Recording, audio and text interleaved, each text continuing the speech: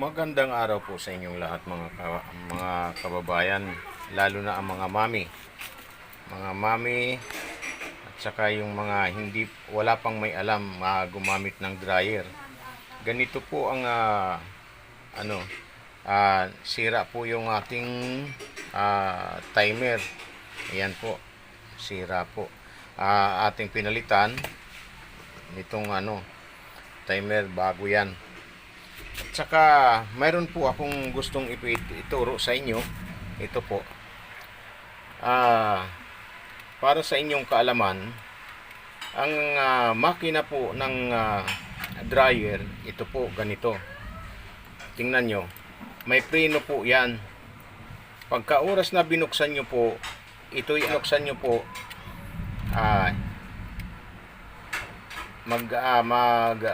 magpepreno po yan. Pagka oras na itinakip nyo, magre-release po yan. Tuloy-tuloy po yan. Yan, pagpaandar po yan. Iikot na po yan.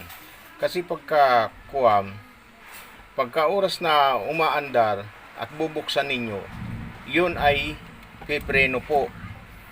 Yan ang nagiging sanhi ng pagkasira ng inyong dryer. Kaya wag nyo pong bubuksan habang umaandar. Kasi pagka binuksan nyo po, magpepreno po yan, ang kuryente dumadaloy hanggang dito sa makina. Ngayon, yun ang ikinasusunog. Kasi hindi naglalapat ang switch ng takip. Ayun o, yung takip niyan, ay yung switch, ayun po. Yan. Yan po ang switch niyan, yan. Ayan, oh. Pagka oras mag-alanganin, hindi po yan bubukas ng ayos. Hindi po magbubukas ng ayos yan. Hindi aangat. Ibig sabihin, laging naka-on po yan. Kaya, huwag nyo pong bubuksan ng alanganin kasi ito, magpipreno siya pagka oras na binuksan nyo. At nag-aalanganin din po siya. Hindi na siya iikot gaano, pero ang makina iinit.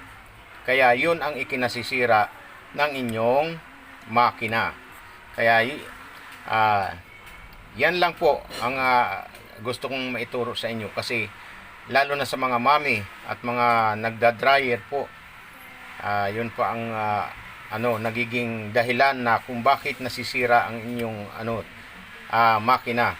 Tapos overload, pagka overload, hindi ito iikot, hindi ito makakaikot, ang kuryente tuloy-tuloy. Kaya yun din ang nagiging cause ng pagkasunog ng makina. Namamatay po, wala na. Pagka sunog na, wala na. Ayan, kagaya nito, mga sira na po yan. Mga bago pa ang mga itsura niyan, pero sira na po yan. Yan ang nagiging dahilan. Kaya paki-like na lang, paki-subscribe, paki-comment.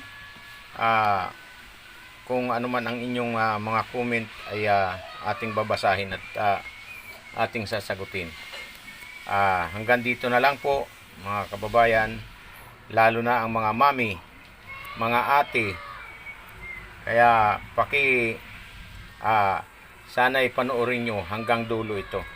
Maraming salamat po sa inyong panonood.